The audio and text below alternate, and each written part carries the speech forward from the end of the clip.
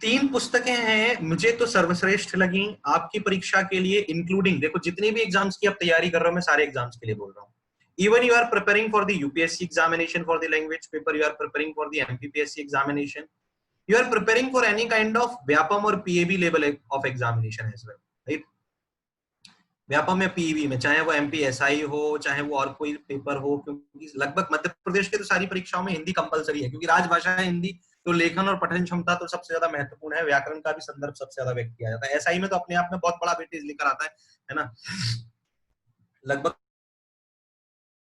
70 तक जो है वो SI में हिंदी से आते हैं, है ना। तो उसमें जो मैं आपको बता रहा हूँ वो है डॉक्टर सुशील त्रिवेदी, इन्हें आप ले सकते हैं, अच्छी किताब लिखी, बहुत बढ़िया किताब लिखी। प्लस फिर है डॉक्टर हरदेव बाहरी। हरदेव बाहरी की किताब वैसे सबसे ज्यादा पढ़ी जाती है, क्लिष्ट है लेकिन अपने आप में, हालांकि एक्सप्लेनेशन अच्छा है, श्रेष्ठ है। मैं कोशिश करूंगा इस पुस्तक को, इस किताब का पूरा फीडबैक का एक अलग से आपको सेशन प्रोवाइड करवाऊं, और उस पूरी किताब को मैं अच्छे से रिव्यू करवाऊं आपके सामने, तो आप और ज्यादा हो जाओगे श्योर, क्योंकि 3 किताबें मेरे लिए पढ़ना संभव है, लेकिन आप लोगों के लिए, क्योंकि आप लोगों को और भी विषयों की तैयारी करनी होती है, हमें तो जब कोई विषय पढ़ाना है तो उसी विषय को पढ़ना है, राइट। एक आप हरिप्रसाद जी की भी ले सकते हो, साथ साथ इनकी को राइटर भी है, या उनकी किताब जो है वो मध्य प्रदेश हिंदी ग्रंथ अकादमी के लिए भी चली है, वो है डॉक्टर प्रतिभा चतुर्वेदी। डॉक्टर प्रतिभा चतुर्वेदी जो हैं, उन्होंने भी अच्छी किताब लिखी है, हालांकि ये किताब मुझे ज्यादा फ्रेंडली लगती है डॉक्टर प्रतिभा चतुर्वेदी की। ये फ्रेंडली इसलिए लगती है क्योंकि इसकी भाषा सरल है, स्पष्ट है, आसान है, और इसमें जिस तरीके से उन्होंने उदाहरण दिए हैं, प्रस्तुत किए हैं, वो मुझे बहुत अच्छे लगे, मुझे बहुत पसंद आए। पुराने कवियों के उदाहरण दिए, गद्यों के उदाहरण दिए, कहीं कहीं पर जहाँ कविताओं की 2 लाइनों की आवश्यकता थी हिंदी को समझाने के लिए, प्लस किसी वाक्य को समझाने के लिए, वो बहुत सरल दिए हैं, बहुत अच्छे दिए, जिनको आप आसानी से पढ़ करके समझ सकते हो। एक कंप्लीट सेल्फ स्टडी गाइड है, अगर आप इसे लेना चाहो तो ये आपको हिंदी ग्रंथ अकादमी में भी मिल सकती है, भोपाल में, मध्य प्रदेश में ही हिंदी ग्रंथ अकादमी में भी आपको मिल सकती है, मध्य प्रदेश हिंदी ग्रंथ अकादमी के नाम से जानी जाती है, तो आप इसके लिए जा सकते हो। It is a best guide for the MPPSC and the MPSI type of examination definitely, and for the UPSC Hardev Bahri भी पढ़ी जाती है, many other books are actually studied. चलिए, तो हम लोगों ने इसके बारे में देखा कि किस तरीके से हिंदी का स्वरूप संस्कृति में व्यक्त किया जा सकता है, और संस्कृति को किस तरीके से जो हिंदी है वो दर्शाती है, राइट। अभी जब हम यहाँ पर बात करते हैं भाषा के स्वरूप के रूप में हिंदी क्या है, यानी भाषा रूप जो है हिंदी का वो क्या है, तो जब हम भाषा रूप में हिंदी को समझने की कोशिश करते हैं तो ये कहते हैं कि कतिपय या अधिकतर भी बोल सकते हैं विद्वानों ने संस्कृति के अतिरिक्त हिंदी का जो भी रूप व्यवहार में माना है, या जो भी संस्कृति के अतिरिक्त कोई भी फॉर्म ले लो, अब हिंदी का जो रूप व्यवहार में आता है उसे भाषा का नाम दिया गया है। इस लाइन का सीधा सीधा सा एक मतलब, यानी कि एक भावार्थ या एक अर्थ हमारे सामने निकलता है, और वो ये है कि हिंदी के सिर्फ 2 ही रूप हो सकते हैं, या तो संस्कृति, और संस्कृति के अतिरिक्त आप कोई भी रूप निकालोगे तो वो भाषा बन जाएगा ऑटोमेटिकली। यहाँ पर भाषा की तैयार परिभाषा भी आपके सामने आ रही है, और वो तैयार परिभाषा क्या कहती है कि संस्कृति के अतिरिक्त किसी भी प्रकार के अन्य रूप को ही हम भाषा कहते हैं, और भाषा वो है जो संस्कृति को प्रचारित करने का कार्य करती है। ये 2 परिभाषाएं आपके सामने। संस्कृति के अतिरिक्त अभिव्यक्ति का कोई भी अन्य रूप भाषा है, पहली चीज, और भाषा जो है वो संस्कृति को प्रचारित करने का, विस्तृत करने का कार्य करती है। ये 2 परिभाषाएं भी भाषा में आप यूज कर सकते हो। यद्यपि संस्कृत देव भाषा या सर्वोत्तम भाषा मानी गई है, यानी कि भारत के इतिहास में अब तक अगर किसी को सर्वोत्तम भाषा का दर्जा दिया गया, प्रथम क्रम की भाषा का दर्जा दिया गया है, तो वो सिर्फ और सिर्फ किसे दिया गया है, वो सिर्फ संस्कृत भाषा को दिया गया, जिसे देव भाषा का नाम या सर्वोत्तम भाषा का नाम दिया गया। अन्य सभी भाषाएं जो हैं, चाहे वो हिंदी हो, चाहे वो पंजाबी हो, गुजराती हो, उर्दू हो, मराठी हो, कोई भी भाषा क्यों ना हो, उसे भारत में द्वितीय स्तर की भाषा माना गया है, क्योंकि वो सब किससे जन्मी है, संस्कृत से जन्मी है, चाहे वो प्राकृत, पाली आदि ही क्यों ना हो, जो जैन और बौद्ध धर्म की भाषा। गोस्वामी तुलसीदास की बात भी आप करें तो रामचरितमानस का जिन्होंने रामायण का अनुवाद किया था अकबर के समकालीन समय में, गोस्वामी तुलसीदास ने रामचरितमानस का प्रणयन करते समय भाषा शब्द का उल्लेख किया है। रामचरितमानस के संदर्भ में लिखते समय जब उन्होंने अपने विचार व्यक्त किए हैं, तो उन्होंने भाषा नाम के शब्द का अपने दोहे में प्रयोग किया, और वो था स्वांतः सुखाय तुलसी रघुनाथ का था, भाषा निबद मति मंजुल मात।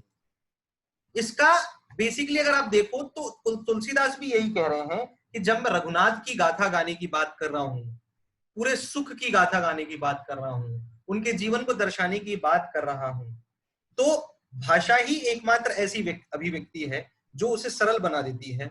और यहां पर भाषा जो शब्द है उसका अर्थ ही हिंदी से निकाला गया है, क्योंकि इस समय तक हिंदी भाषा का विकास हो चुका था, इसलिए यहाँ पर जो भाषा शब्द का प्रयोग किया गया वो हिंदी से ही निकाला गया। भाषा ये जो शब्द है हिंदी के लिए वो सिर्फ तुलसीदास ने उपयोग नहीं किया, रीति काल के कवि अगर केशव दास की बात करोगे तो उन्होंने भी इसका उपयोग किया है। केशव दास क्या कहते हैं, केशव दास यहां पर कहते हैं, रीतिकाल के प्रमुख कवि केशव दास ने अपनी रचनाओं में हिंदी के लिए भाषा शब्द का प्रयोग करते हुए कहा, भाषा बोली न जानही जिनके कुल के दास, तिन भाषा, तिन भाषा, इसको टाइपिंग में मिस्टेक हो गई, इसको छोटी मात्रा से दर्शाना, तिन भाषा कविता करी जड़मती केशव दास। केशव दास अपने आप को जड़मती बता रहे हैं, जड़ बुद्धि वाले, यानी कि बिल्कुल मूर्ख, इडियट बता रहे हैं वो कि भाषा बोलना नहीं आ रहा जिस कुल में है, उसमें जो केशव दास है वो उस भाषा में कविता कर रहे हैं। तो हिंदी के लिए एक शब्द भाषा का भी प्रयोग किया गया। मूल रूप से ब्रज और अवधि के भाग आपको ये मिलते हैं, ब्रज और अवधि भाषा के, लेकिन मैं आपको बता चुका हूं कि ब्रज भाषा और अवधि भाषा दोनों हिंदी का ही स्वरूप व्यक्त करती हैं, इसलिए हम ये बोल सकते हैं कि यहाँ पर जो भाषा शब्द का प्रयोग बार बार यहाँ पर किया जा रहा है, चाहे तुलसीदास ने किया चाहे वो केशव दास ने किया, दोनों ने उसका प्रयोग जो है किस सेंस में किया है, दोनों ने उसका प्रयोग जो है वो हिंदी के सेंस में किया है, इस बात को हमने याद रखना। चलिए भाषा को देखते हैं। अगर हिंदी को भाषा के रूप में हमने देखा उसके, क्योंकि हमने एविडेंसेस देखे, तो हम ये नहीं कह रहे, ये तुलसीदास कह रहे हैं, ये केशव दास कह रहे हैं कि हिंदी एक भाषा है, वो अपने दोहों के माध्यम से, अपने काव्य के माध्यम से बता रहे हैं आपको कि ये भाषा।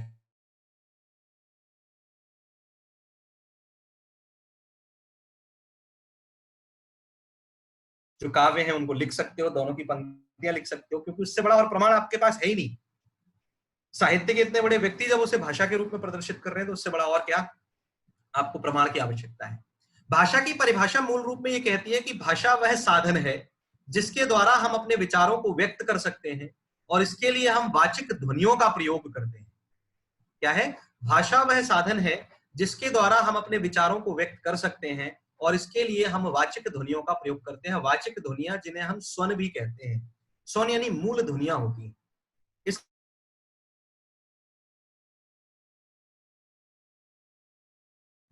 यानी कि मनुष्य के हृदय में जन्म लेती है जो चीज, मस्तिष्क में जो चीज जन्म लेती है, मन में जो चीज जन्म लेती है, वो सिर्फ विचार होती है।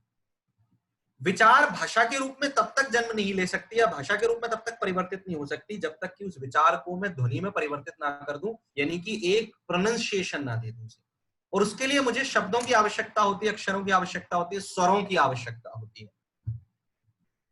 तो और जिस माध्यम से हम किसी विचार को ध्वनि प्रदान करते हैं, जैसे मैं ध्वनि प्रदान कर रहा हूं जिस माध्यम से अपने विचार, भाई जरूरी नहीं है मैं जिस विचार को जिस स्वरूप में सोचता हूं वो हिंदी हो, लेकिन मैं जिस स्वरूप में उसे आपके सामने प्रदर्शित कर रहा हूं वो हिंदी भाषा है। स्वरूप बना ना, लेकिन वो किसने तय किया कि ये हिंदी भाषा है? वो तय किया है मेरे स्वरों ने। किसने तय किया? मेरे स्वरों ने। अगर मैं बोलूं हिंदी भाषा तो मेरे स्वर जो मेरी ध्वनियों के रूप में आप तक पहुंच रहे हैं वो हिंदी को ही दर्शाते हैं। अगर मैं बोलूं हिंदी लैंग्वेज तो फिर ये अंग्रेजी को दर्शा देंगे, स्वरूप बदल जाता है। ध्वनियों के बदलने से स्वरूप बदल जाता है। भाषा मुख से उच्चारित होने वाले शब्दों और वाक्यों आदि का वह समूह है जिनके द्वारा मन की बात बताई जाती है। मन की बात यानी विचार। मन की बात ही आपका क्या होता है? विचार, क्योंकि जो आपके मन में कौंधता है, जो आपके मन में जन्म लेता है, उसे विचार कहते हैं। किसी भाषा की सभी ध्वनियों के प्रतिनिधि स्वन एक व्यवस्था में मिलकर एक संपूर्ण भाषा की अवधारणा बनाते हैं। ये बहुत ध्यान में रखने वाली बात है कि प्रतिनिधि स्वन यानी कि किसी भाषा का प्रतिनिधित्व कर रहे हैं, उसको दर्शा रहे हैं, उसका नेतृत्व कर रहे हैं। वो स्वन, स्वन यानी कि स्वर, स्वर यानी कि क्या? मूल ध्वनियां, फंडामेंटल प्रोनाउंसिएशंस की मैं बात कर रहा हूं। मूल ध्वनि जो होती है वो एक व्यवस्था में होनी चाहिए। ये ध्यान में रखने वाली चीज है। आपको जिस पर फोकस करना है वो एक व्यवस्था में होनी चाहिए। जैसे मैंने बोला था क, जैसे मैंने बोला था ल, जैसे मैंने बोला था मां, ये तीन शब्द मिलकर के एक शब्द का भावार्थ या शब्द का अर्थ प्रदर्शित कर रहे हैं और वो है कलम, जिसको हम क्या कहते हैं इंग्लिश में? पेन। ये बात आपको समझ में आ रही है?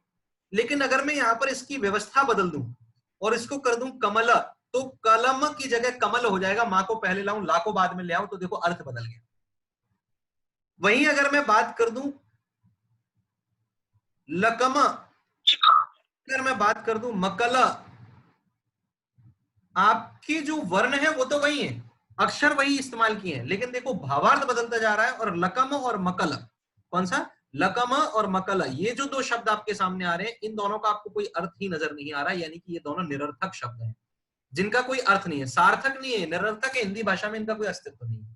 जबकि ऊपर वाले दो शब्दों का अस्तित्व है, कलम और कमल। क्लियर है? तो एक व्यवस्था होना जरूरी है, क्योंकि व्यवस्था होने से वो शब्द जो होता है वो सार्थक बनता है या निरर्थक बनता है। अगर उसकी व्यवस्था दिए गए उपरोक्त नियमों के अनुसार नहीं होगी तो वो निरर्थक होगा, और नियमों के अनुसार होगी तो वो सार्थक हो जाएगा। इस चीज को हमें ध्यान रखना है। समस्त भाषाओं के मध्य विभेद उनके अर्थ से ना होकर ध्वनि के परिवर्तन से होता है। ये लाइन आपके लिए बहुत ज्यादा जरूरी है, इस लाइन को याद रखना। This is very very important. IMP, इनको कभी मत पढ़ना। तो ये बोल रहा है समस्त भाषाओं के मध्य विभेद उनके अर्थ से ना होकर, यानी भाषा के अर्थ में कोई विभेद नहीं होता भाई, कोई विभेद नहीं होता, कोई भी विभेद नहीं होता। इस बात को ध्यान रखना। मैं बात करूं कलम की, ये हिंदी शब्द है, कलम कम्स फ्रॉम हिंदी। मैं बात करता हूं पेन की, कम्स फ्रॉम इंग्लिश। इसी तरीके से अन्य कई, जैसे एक शब्द और प्रयोग करते हैं और वो होता है लेखनी। तीनों का मतलब तो भावार्थ तो एक ही है ना। एक ऐसा साधन जो लिखने के काम आता है, यानी कि क्रिया तो तीनों में एक ही निर्धारित हो रही है, लिखना, राइटिंग। अर्थ तो एक ही है ना, लेकिन ध्वनि में अंतर बदल गया। हिंदी में हम उसकी ध्वनि को उच्चारित करते हैं कलम नाम से, इंग्लिश में उसकी ध्वनि उच्चारित की जा रही है पेन नाम से, या एक अन्य ध्वनि उच्चारित की जा रही है लेखनी नाम से। अर्थ एक ही है, ध्वनि में परिवर्तन होने से भाषा में परिवर्तन हो जाता है, या आप कह सकते हो इसका वाइस वर्सा, भाषा में परिवर्तन होने से ध्वनि में परिवर्तन हो जाता है। इसलिए हम देखते हैं कि अलग अलग क्षेत्रों में अलग अलग ध्वनियां अलग अलग भाषाओं को जन्म देती हैं, अलग अलग भाषाओं को दर्शाती हैं, अलग अलग भाषाओं को दिखाती हैं। हम अगर बात करें भाषा धातु की उत्पत्ति कहां से होती है, तो उसके संदर्भ में हमें जो जवाब मिलता है वो है कि जो भाषा धातु है, जो भाषा शब्द है, उसकी धातु है भाष। यानी कि भाषा का जो मूल शब्द है जिससे भाषा जन्मी है, जो इसके अर्थ को दर्शाता है मूल रूप में, वो मूल शब्द जो है, वो धातु शब्द जो है, वो है भाष। ये भाष धातु शब्द जो होता है उसका अर्थ क्या है? ये कहते हैं कि जो भाष धातु शब्द है उसका मूल रूप से अर्थ होता है बोलना, कहना या उच्चारण करना। तीन प्रकार के अर्थ निकाले जा सकते हैं, किसी चीज को बोलना, किसी चीज को कहना किसी से, और किसी चीज को उच्चारित करना, यानी उसकी ध्वनि निर्मित कर उसे अभिव्यक्त करना। भाष का मतलब होता है बोलना, कहना या उच्चारण करना, और इस भाष धातु से भाषा जन्मा। ये भाष है क्या? ध्वनियों में अपने विचार का रूपांतरण भाष है। भाष जो धातु है उसका अर्थ क्या है? आपके भीतर जो विचार है, जिसे आप किसी से बोलना चाहते हो, तो आप उसे ध्वनि में परिवर्तित कर रहे हो या नहीं कर रहे हो, उसे हम क्या कहते हैं? भाष कहते हैं। और उसी भाष धातु से क्या बनता है? भाषा शब्द बनता है, भाषा शब्द की उत्पत्ति होती है। इसे एक उदाहरण के रूप में समझते हैं। मान के चलो दो लोग हैं, कॉफी पीते हुए दो लोग हैं। एक व्यक्ति जो यहां पर व्यक्ति का है, वो उसके मन में एक विचार है, जैसा कि आपको उसकी मुद्रा में दिखाई दे रहा होगा कि that he wants to tell something, he wants to say something, he wants to share something with the person too. दूसरा व्यक्ति खा है, और व्यक्ति का के भीतर उसके मन में एक विचार जन्मा है। अब वो इस विचार को व्यक्ति खा से कहना चाहता है, बोलना चाहता है। इसके लिए उसे क्या करना पड़ेगा? उच्चारण करना पड़ेगा, ध्वनि को जन्म देना पड़ेगा, और ध्वनि को जन्म देते ही उसका विचार किस में बदल जाएगा? भाषा में, यानी भाष धातु का जन्म हो जाएगा। यानी कि जो व्यक्ति का है वो क्या कर रहा है? ध्वनि के माध्यम से अपना विचार प्रेषित कर रहा है, ध्वनि के माध्यम से प्रेषण कर रहा है।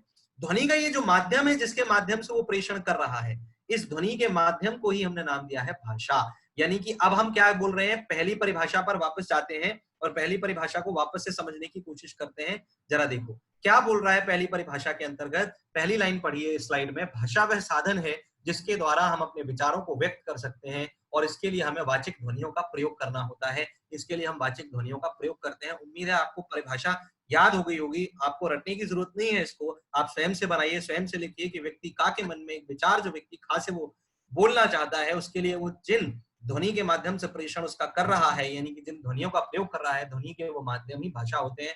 यानी भाषा एक साधन या माध्यम बन जाती है।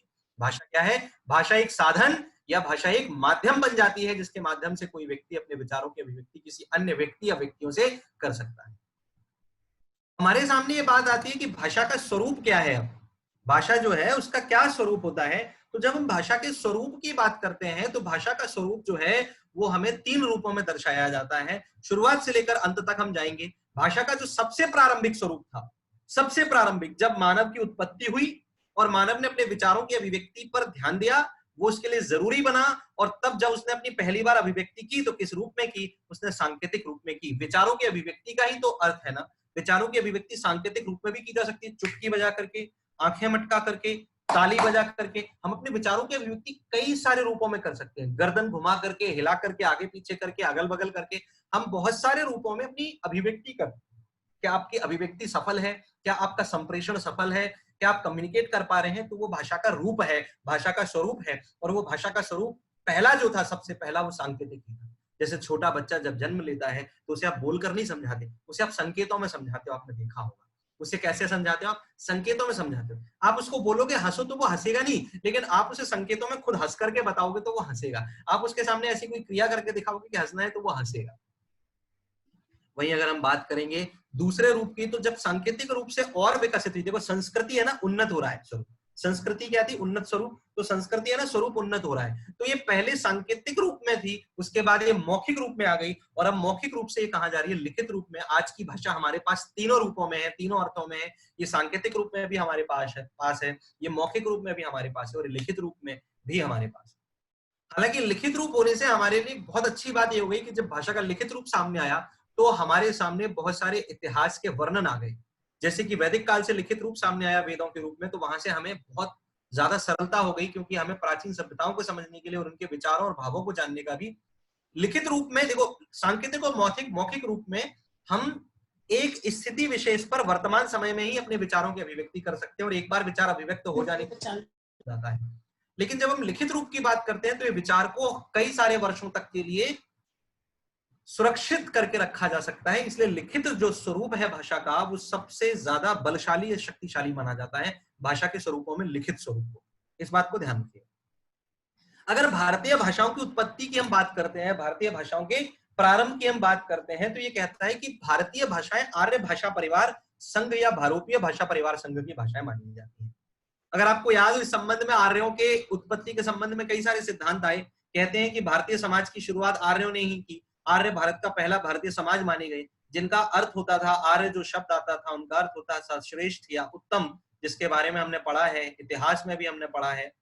अगर हम उसको देखें समझें तो ये कहते हैं कि जो आर्य सभ्यता थी, आर्य जो लोग थे, वो वास्तविकता में भारोपीय माने जाते हैं, क्योंकि ये यूरोपीय सभ्यताएं मानी जाती हैं। और यूरोपीय सभ्यताओं के साथ साथ ये भारतीय सभ्यताएं मानी गई, क्योंकि ये अपनी उत्पत्ति के बाद यूरोप और भारत दोनों क्षेत्रों से संबंधित रहे। कहते हैं यूरोपीय क्षेत्रों से ही ये भारत में आए, इसलिए इनको मिलाकर के हम भारोपीय कहते हैं। तो जहां मैं शब्द का इस्तेमाल करता हूं भारोपीय, और जहां मैं शब्द का इस्तेमाल करता हूं आर्य, दोनों शब्दों में कोई अंतर नहीं है, दोनों एक ही कुल को व्यक्त करते हैं, और इनके भाषा परिवार संघ हैं, क्योंकि भारत में सर्वप्रथम इस भाषा को लेकर आने वाले आर्य थे, जिसे संस्कृत कहा जाता है। इसलिए मैंने इसको दो नाम दिए हैं। भारोपीय जो शब्द है वो दो भाषाओं या दो संस्कृतियों के मेल से जन्मा है। पहली संस्कृति भारतीय संस्कृति है, दूसरी संस्कृति यूरोपीय संस्कृति है। इन दोनों का मेल ही भारोपीय संस्कृति कहलाता है। इसी को आर्य भाषा संस्कृति भी कहते हैं, और इस क्रम में से आर्य भाषा परिवार या भारोपीय भाषा परिवार संघ की भाषा माना जाता है, जिनका उद्भव भारत में आर्यों के आगमन के साथ हुआ है। यानी आर्य भारत में आए, भारतीय भाषा परिवार या आर्य भाषा परिवार की उत्पत्ति भारत में होगी। लेकिन ऐसा नहीं है, ऐसा नहीं माना जाता कि भारत में आर्यों के आगमन से पहले कोई भाषा थी नहीं। ये सही नहीं है। बहुत सारे विद्वानों ने इस बारे में मत दिए हैं, और उनका संयुक्त मत ये कहता है कि भारत में आर्यों के आगमन के पूर्व भी भाषाएं अस्तित्व में मानी गई हैं। ये बात बिल्कुल सत्य है। भारत में आर्यों के आगमन से पूर्व जो भारत में भाषाएं अस्तित्व में रही, उन भाषाओं के बारे में हम यहाँ पर चर्चा कर रहे हैं। ये भाषाएं जो आपको दिखाई देती हैं, ये भाषाएं हैं। सबसे पहली भाषा जो यहाँ पर आती है वो है नेग्रीटो भाषा। नेग्रीटो एक मूल प्रजाति मानी गई है। मानव समाज के सबसे पहले क्रम की प्रजाति को हमने नेग्रीटो प्रजाति नाम दिया है, जिसके बारे में आपने पढ़ा या सुना जरूर होगा। जो ये कहती है कि नेग्रीटो प्रजाति जो है वो बेसिकली तो भारतीय भाषाओं पर कोई प्रभाव नहीं डालती। इसके बारे में ये कहते हैं कि वो संस्कृति मानी गई है जिसने हमें बहुत सारे कल्चर्स दिए हैं हमारे समाज में। जैसे पहला कल्चर जो उसने दिया, पीपल की पूजा करना दिया, धनुष बाण की पूजा करना दिया, ये सब नेग्रीटो कल्चर से ही जन्मे। इसके बाद ऑस्ट्रिक कल्चर आते हैं। प्राचीन भारतीय समाज में ऑस्ट्रिक कल्चर के बारे में, ऑस्ट्रिक संस्कृति या ऑस्ट्रिक मानवीय प्रजाति के बारे में भी कई सारे वर्णन आपको मिलते हैं। अगर आप ढंग से देखोगे उनको तो जो ऑस्ट्रिक आपको यहाँ पर दिखाई देते हैं उनके संबंध में विशेष वर्णनों में या बोल सके ऑस्ट्रिक प्रजाति के ही जो उप प्रजातियां उनके रूप में हमें कई सारे नाम मिलते हैं। जैसे आपने देखा होगा निषाद प्रजाति का नाम मिलता है, सौद्युम्न प्रजाति का नाम मिलता है, या इसके अतिरिक्त हमें जो है भिल्ल प्रजाति का नाम मिलता है, शबर प्रजाति का नाम मिलता है, अन्य कई नाम मिलते हैं, पुलिंद है। इतिहास में आप इनके बारे में कई सारे वर्णन पढ़ते हो। जब हम बात करते हैं किरात की, यानी कि किरात प्रजाति जो तीसरी प्रजाति आती है, इसके अवशेष हमें हिमाचल प्रदेश से मिलते हैं, असम प्रदेश से मिलते हैं, यानी हिमालयी प्रदेश जो है वहां से किरातों के अवशेष मिलते हैं। आर्यों के समकालीन भी हमने कुछ किरातों के वर्णन इतिहास में देखे। अगर आप इतिहास को देखोगे तो किरातों की भी एक संस्कृति के आपको वर्णन मिलेंगे। द्राविड़ संस्कृति जो मूल संस्कृति भी मानी जाती है कुछ सिद्धांतों के अनुसार इतिहासकारों की, जिनके बारे में ये कहते हैं कि आर्यों के आक्रमण के बाद द्राविड़ लोग दक्षिण भारत की ओर स्थानांतरित हुए और वहां द्राविड़ संस्कृति का विस्तार किया। आज की डेट में आंध्र, कर्नाटक, तमिलनाडु, केरल जो है वो सबके सब द्राविड़ क्षेत्र के विषय माने जाते हैं। या आप बात कर लो आंध्र क्षेत्र, आंध्र भाषा की, तेलुगु भाषा की, तमिल भाषा की, मलयाली भाषाओं की या कन्नड़ भाषा की, ये द्राविड़ भाषाएं मानी जाती हैं। ये वो भाषाएं मानी गई हैं जिनकी उत्पत्ति भारत में आर्य सभ्यता के पूर्व हो गई थी, आर्य भाषा परिवार संघ के आने के पूर्व हो गई थी, या कि फिर भारोपीय भाषा परिवार संघ के आने के पूर्व हो गई थी। तो ये सही है कि क्या आर्यों के आगमन के पूर्व भारत में जो भाषाएं विस्तृत थी उनके संबंध में बताइए, सीधा प्रश्न है। आर्य भाषा संघ के पूर्व भारत में जन्मी भाषाओं के बारे में बताइए। तो आप बताए तो नेग्रिटो भाषा संघ था, किरात भाषा संघ था, ऑस्ट्रिक भाषा संघ था, द्राविड़ भाषा संघ था। आप इनके बारे में वहां पर लिख सकते हैं। ये मोर देन सफिशिएंट होगा, जो वन लाइनर में आएगा आपके लिए क्वेश्चन। आर्य भाषा परिवार की बात करें, भारतीय आर्य भाषा संघ की, तो अब यहाँ से हमारा सिलेबस शुरू होता है एग्जैक्टली। इसके पहले मैंने आपको क्या बताया, मूल रूप से भाषाई उत्पत्ति भाषा क्या है उसके बारे में जानने की कोशिश करी और हिंदी का एक इंट्रोडक्शन हमने देखने की कोशिश की है। Now we are going to what the syllabus exactly orientation जो हमारे शुरू होते हैं, दैट इज व्हाट भारतीय आर्य भाषा। भारतीय आर्य भाषा या भारोपीय भाषा का चरण में अगर हम भारत के ऐतिहासिक चरणों में हम किस रूप में शुरू हुआ, कहां से कहां तक आगे चला, तो वो आपको दिखाई देता है। 3 चरण हैं उसके जो हमने इतिहास में दर्शाए हैं। पहला चरण आता है वो प्राचीन भारतीय आर्य भाषा का है, दूसरा मध्यकालीन भारतीय आर्य भाषा का है, तीसरा आधुनिक भारतीय आर्य भाषा का है। प्राचीन भारतीय आर्य भाषा जो है उसे 2 मुख्य रूपों में बांटा गया है, क्योंकि ये भाषा जो है संस्कृत भाषा थी, मैंने आपको बताया था। भारत की लगभग सभी भाषाओं की जननी संस्कृत ही मानी गई है। इसमें वैदिक संस्कृत और लौकिक संस्कृत 2 संस्कृतों की बात की गई है। वैदिक संस्कृत अपौरुषेय है, यानी कि वो जिसे देवताओं ने रचा हो, वो वेदों में लिखी गई, देवताओं द्वारा बोली गई, ये माना गया है। लौकिक संस्कृत वो है जो कि परालौकिक नहीं है, जो हमारी है, भौतिक संस्कृत है, जो मानव द्वारा रची गई। तो एक जो है जिसे देव संस्कृत के नाम से भी जाना जाता है उसे हम वैदिक संस्कृत कहते हैं। ये कौन सी है, देव संस्कृत भी बोल सकते हो। अपौरुषेय जिसे पुरुष ने रचना नहीं की इसलिए अपुरुष अपौरुषेय। लौकिक संस्कृत जो है उसे मानव संस्कृत के नाम से भी जान सकते हैं, इसकी रचना संस्कृत की मानव ने की है। ये पूरा काल 1500 ईस्वी पूर्व से 500 ईस्वी पूर्व यानी आर्य काल माना गया है। जो इतिहास से आप कंपेयर करोगे तो आर्य काल माना गया है। 1500 ईस्वी पूर्व यहाँ पर बेटा बीसी है, जो इंग्लिश मीडियम वाले बच्चे पढ़ रहे हैं उनके लिए, क्योंकि यहाँ इंग्लिश में तो नहीं पढ़ा सकते, पेपर ही आपका हिंदी का है।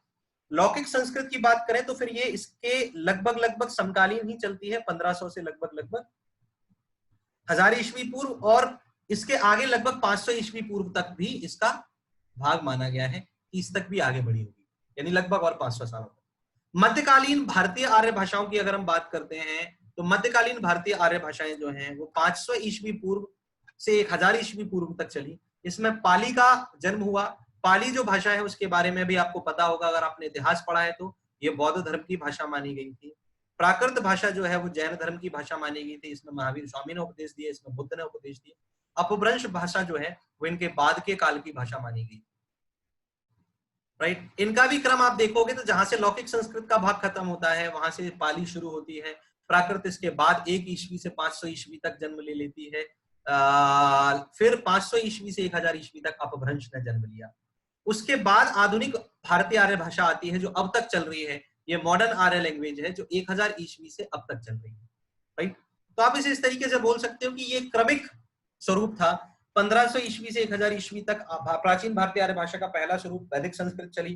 फिर 1000 से लगभग या 1500 से 500 ईस्वी पूर्व तक लौकिक संस्कृत चली। फिर 500 ईस्वी पूर्व से 1 ईस्वी तक पाली संस्कृत की एक रूप या संस्कृत से आगे जन्मी भाषा थी। प्राकृत 1 ईस्वी से 500 ईस्वी तक, अपभ्रंश 500 से 1000 ईस्वी तक, फिर आधुनिक भारतीय आर्य भाषाएं 1000 ईस्वी से अब तक चली।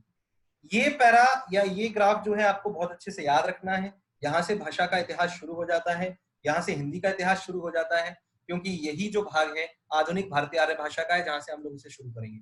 ये सत्य है, आप इसे झुटला नहीं सकते हो ऐतिहासिक दृष्टिकोण से भी, कि आप जिस भाषा का प्रयोग कर रहे हो, पढ़ रहे हो, वो भारतीय आर्य परिवार संघ की भाषा है। तो सबसे पहले भाषा किस संघ से संबंधित रखती है हिंदी भाषा, तो आप बताते हो आर्य परिवार संघ से, या आर्य भाषा परिवार संघ से, या भारतीय भाषा परिवार संघ से संबंधित है। इसकी जननी क्या है? इसकी जननी संस्कृत है। इसका जन्म कहां से हुआ? संस्कृत के शब्द सिंध से हुआ। सिंध बना हिंद, हिंद बना हिंदक, हिंदक से बना फिर हिंदी, ये माना जाता है।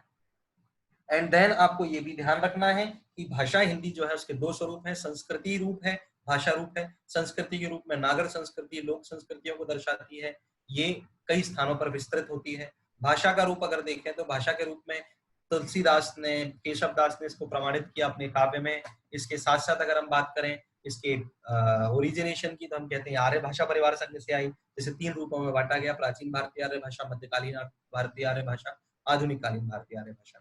तो ये भाग है जो मैं आज तक के लिए सिर्फ इंट्रोडक्शन का सेक्शन लिया है। इसे आप पढ़ें, एब्जॉर्ब करें। रटने पर ध्यान मत दीजिएगा, रटने पर ध्यान दोगे तो कुछ नहीं बचेगा आपके पास, है ना। आज का लेक्चर मैं यहीं पर खत्म कर रहा हूँ बेटा। अगर कोई डाउट है तो आप इस संबंध में मुझसे डाउट पूछ सकते हैं, हम लोग इस पर चर्चा कर सकते हैं, है ना। चलिए मैं लेक्चर खत्म करके डाउट सेशन में आ रहा हूँ, आप लोग आ जाइए।